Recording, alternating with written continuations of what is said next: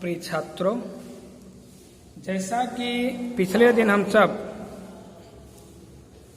छायावाद के स्तंभ कहे जाने वाले एक युग प्रवर्तक कवि जयशंकर प्रसाद द्वारा रचित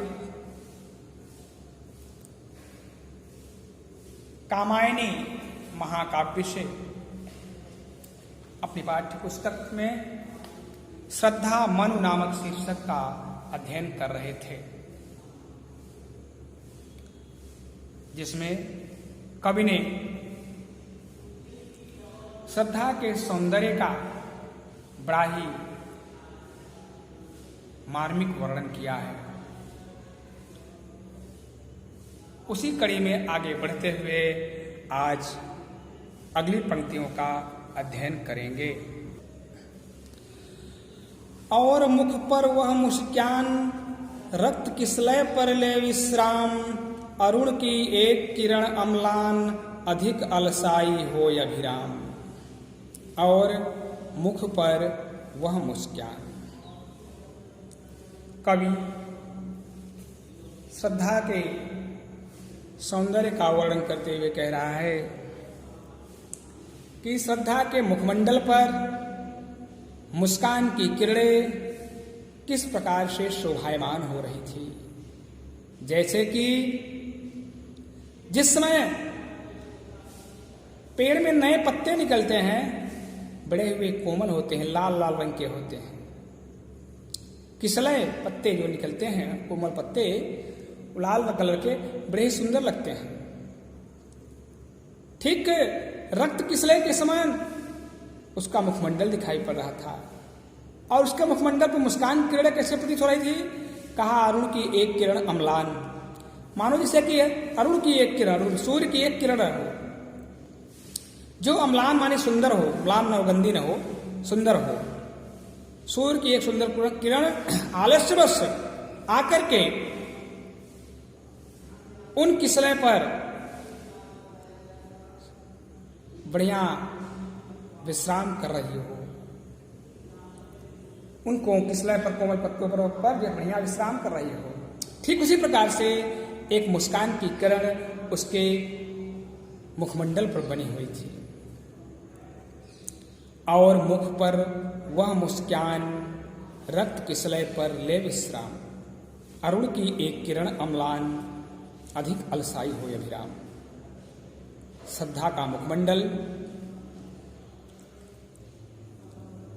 रक्त किसलय के समान, लाल कोमल पत्ते के समान प्रतीत हो रहा था, और उसके मुखमंडल पर मुस्कान की किरणें सूर्य की एक सुंदर किरण के रूप में, जो आलस्य में पड़ करके कोमल पत्तों के ऊपर ऐसा लगता था जैसे विश्राम कर रही हो, ठीक उसी प्रकार से उसके मुखमंडल पर मुस्कान की किरणें हमेशा हमेशा के लिए बनी हुई थी।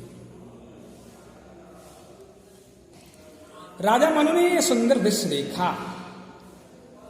मनु से ही मानव की उत्पत्ति मानी जाती है। मनु ने सुंदर दृश्य देखा, श्रद्धा के सौंदर्य को देखा, तो उनके अंदर कुछ चेतना जगी। जो राजा मनु अभी नैराश्य भाव से पड़े हुए थे, उनके अंदर कुछ चेतना जगी, कुछ जिज्ञासा जगी कि वास्तव में कौन है, कहां से आई है, क्यों आई है, जब पूरे सृष्टि का विनाश हो गया तो फिर ये बची कैसे है, आदि आदि बातों को लेकर के उनके मन में उसका परिचय जानने की एक जिज्ञासा उठी। अभी तक तो श्रद्धा ने मनु से उनका परिचय पूछा था। अब राजा मनु पहले अपना परिचय श्रद्धा से दे रहे हैं, अपना परिचय बता रहे हैं। कहा मनु ने नभधरणी बीच, बना जीवन रहस्य निरुपाय, एक उल्का सा जलता भ्रांत, शून्य में फिरता हूं सहाय। कहा मनु ने नभधरणी बीच, राजा मनु ने अपना परिचय देते हुए श्रद्धा से बताया कि आकाश और पृथ्वी के बीच में, यानी पृथ्वी पर मेरा जीवन एक रहस्य के रूप में बना हुआ है।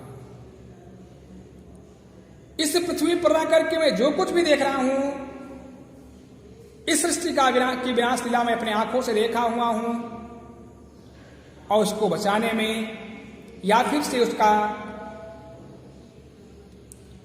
नवीनीकरण करने में, नवनिर्माण करने में मैं अपने आप को निरुपाय समझ रहा हूं, माने उपायहीन समझ रहा हूं।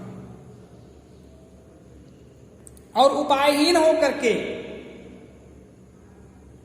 एक उल्का सा जलता भांत शून्य में फिरता हूं सहाय। जैसे आसमान में एक उल्का पिंड होता है, जिसको पुच्छल तारा भी कुछ लोग कहते हैं, तो एक उल्का पिंड की तरह जैसे वो जिस दिशा की ओर जाता है उस दिशा को प्रकाशित कर देता है, शून्य में आकाश में उड़ता है, उस दिशा को प्रकाशित कर देता है, लेकिन उसका कोई अपना उद्देश्य नहीं होता।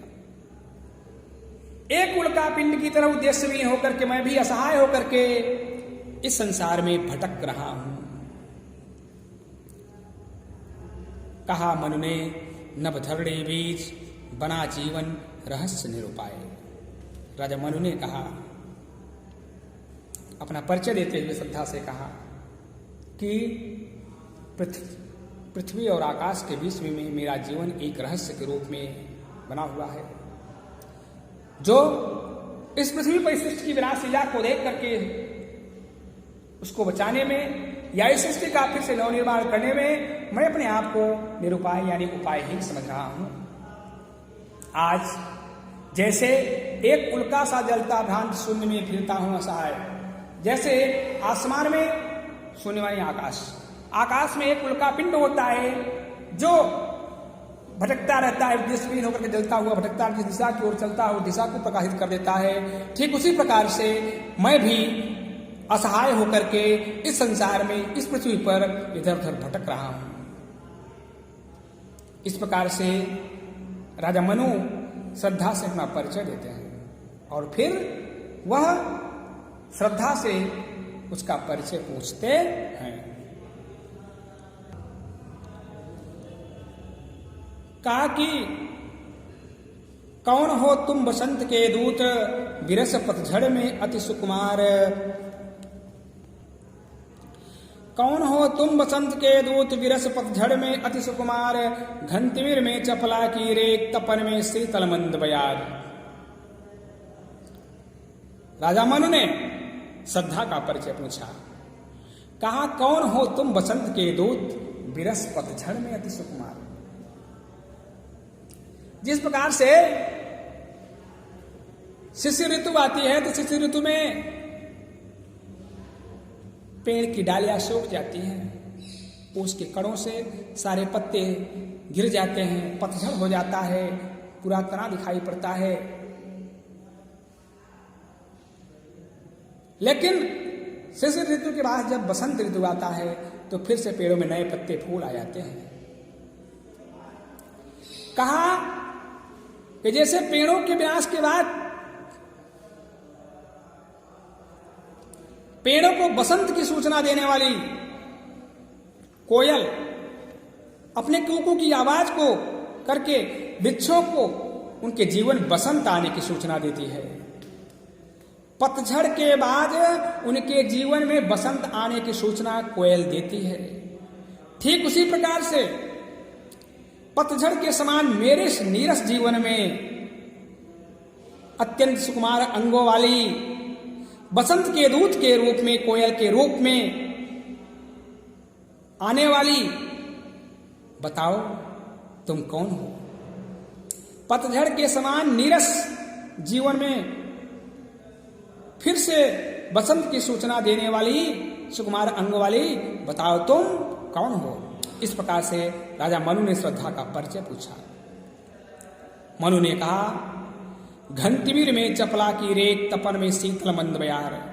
तुम्हारा मेरे जीवन में तुम्हारा आना उसी प्रकार से अच्छा लगा जैसे घन तिमिर, तिमिर माने अंधेरा, जैसे कि भयंकर अंधेरा छाया हुआ हो और अचानक चपला माने बिजली की रेखा चमक जाए तो प्रकाश हो जाता है, सुंदर लगने लगता है।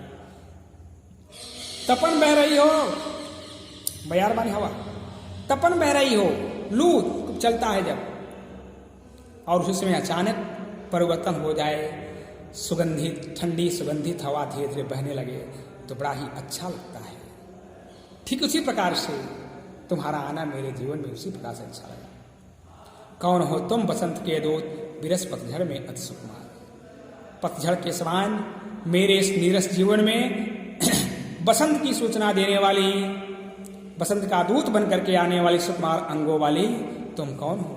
तुम्हारा आना हमें उसी प्रकार से अच्छा लगा जैसे कि भयंकर अंधेरा छाया हुआ हो और अचानक बिजली की चमक जाए तो सुंदर दृश्य लगने लगता है, अथवा तपन बह रहा हो, भयंकर लू बह रही हो और अचानक ठंडी ठंडी सुगंधित धीरे धीरे हवाएं बहने लगे तो अच्छा लगता है।